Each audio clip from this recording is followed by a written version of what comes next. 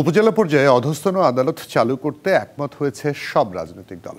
একমত হয়ে বিএনপি বলছে সদর উপজেলা এবং কাছের উপজেলায় দরকার নেই। ব্রিটিশ আমলের চৌকিগুলো অবকাঠামো উন্নয়নের পরামর্শ দিয়েছে দলটি। ঐকমত্য কমিশনের সহসভাপতি ডক্টর আলী রিয়াজ জানিয়েছেন, জরুরি অবস্থা জারির বিষয়েও গুরুত্বপূর্ণ আলোচনা হয়েছে। আমাদের সঙ্গে ফরেন সার্ভিস একাডেমি থেকে যুক্ত হচ্ছেন সিনিয়র রিপোর্টার আনোয়ার হোসেন। আনোয়ার হোসেন, আপনি নিশ্চয়ই আমাকে শুনতে পাচ্ছেন, একটু জানাবেন আজকের বৈঠক, পাশাপাশি ওই যে বারবার প্রতিদিনই শুনছি আরও আলোচনা হবে, আরও আলোচনা হবে, আর কত আলোচনা হবে সংস্কারের এই সিদ্ধান্তে আসতে বা ঐকমত্যে আসতে, আর কত আলোচনা, আর কত দিন অপেক্ষা? আপনার কাছে কি মনে হয়, ধারাবাহিকভাবে আপনি কভার করছেন? জুয়েল, আসলে এটা আমাদের কাছেও মনে হয় আপনি যেটি বলছিলেন যে আর কত আলোচনা, আসলে আর কত এইভাবে আলোচনা চলবে। তো সেই জায়গা থেকে আজকে একটু সুখবর দিতেই চাই। যেমন জাতীয় ঐকমত্য কমিশনের যে সহসভাপতি ডক্টর আলী রিয়াজ, তিনি একটু বলেছেন আজকে যে না, আমরা আলোচনায় আজকে অনেকটাই সফলতা অর্জন হচ্ছে। তারা মানে আশার বাণী যেটি বলতে বোঝায়, সেটি কিন্তু তিনি আজকে আমাদেরকে শুনিয়েছেন। আর যে দুটি বিষয় এজেন্ডা, যদিও এগুলো আগের এজেন্ডাই ছিল, সেই বিষয়গুলি অমীমাংসিত বিষয়গুলো কিন্তু আজকে বিশদ আলোচনা হয়েছে। এজেন্ডা ছিল তিনটি, কিন্তু তৃতীয় নাম্বার এজেন্ডাতে আসলে আলোচনায় আর যাওয়া যায়নি, কারণ তার মধ্যেই যে সময়, তাতে করে কিন্তু অনেকটা কাভার হয়ে গেছে। এখন যে বিষয়টি বলতে চাই সেটি হচ্ছে যে, যেমন আপনি খবরেই বলছিলেন, অর্থাৎ বিচার বিভাগের যে বিকেন্দ্রীকরণ, তারই একটি অন্যতম অংশ ছিল আজকে।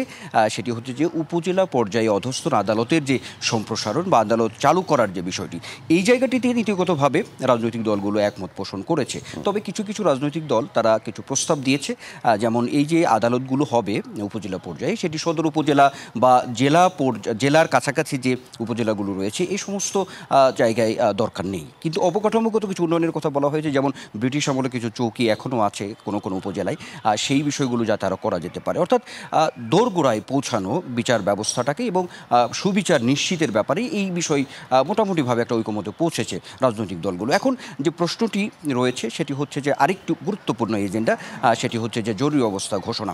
এটি নিয়ে এর আগেও আলোচনায় ছিল এই দ্বিতীয় পর্যায়ের এই বৈঠকে, তাতে করে সেটি আসলে শেষ হয়নি। আজকেও যে আলোচনা হয়েছে তাতে করে জুয়েল আমরা বলতে পারবো না যে জরুরি অবস্থা ঘোষণা নিয়ে যে আজকের যে বৈঠক সেখানেও যে একেবারে পুরোপুরি ঐকমত্যে পৌঁছানো গেছে, রাজনৈতিক দলগুলো পৌঁছেছে, সেটি বলার আসলে সুযোগ নেই। এখানে ব্যাখ্যা হচ্ছে এমনটা যে অন্যান্য রাজনৈতিক দলগুলো জরুরি অবস্থা ঘোষণার ব্যাপারে একমত পোষণ করেছে। এখানে সংবিধানের 141 যে অনুচ্ছেদ এবং সেখানে কিছু উপ অনুচ্ছেদ আছে, সেখানে যোজন বিয়োজনের ব্যাপারে একমত পোষণ করেছে। জরুরি অবস্থা জারি হবে তাতেও একমত অনেকগুলো রাজনৈতিক দল এখানে মতামত দিয়েছে। কিন্তু এখানে বিএনপি সহ কয়েকটি রাজনৈতিক দল তারা বলছে যে জরুরি অবস্থা ঘোষণার বেলায় অনেকগুলো এখানে বিষয় আছে।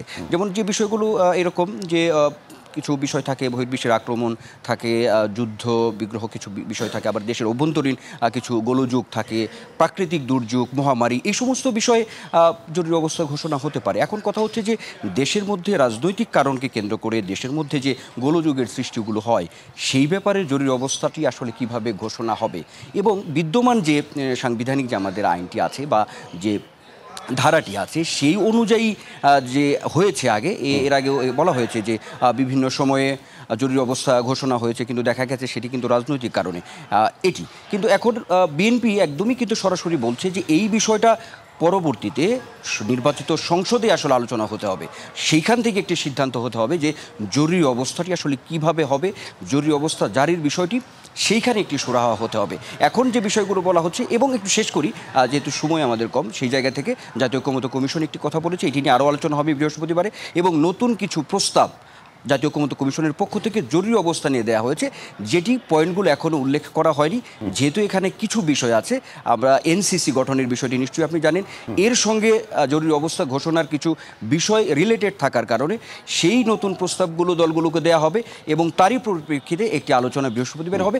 সেখানে হয়তো জরুরি অবস্থা নিয়ে একটা আশানুরূপ ফলাফল আসবে বলে প্রত্যাশা জাতীয় ঐকমত্য কমিশন থেকে পাওয়া গেছে। তো তার জন্য আমাদের অপেক্ষা করতে হবে। আপনি যেটি শুরুতে বলছিলেন, আমরা আবার দেখবো আসলে আর কত আলোচনা, তখন হয়তো আমরা বলতে পারবো যে হ্যাঁ, কি বিষয়টি দাঁড়াবে আসলে এই ঐকমত্য কমিশনের। সহকর্মী আনোয়ার হোসেন ছিলেন ফরেন সার্ভিস একাডেমিতে।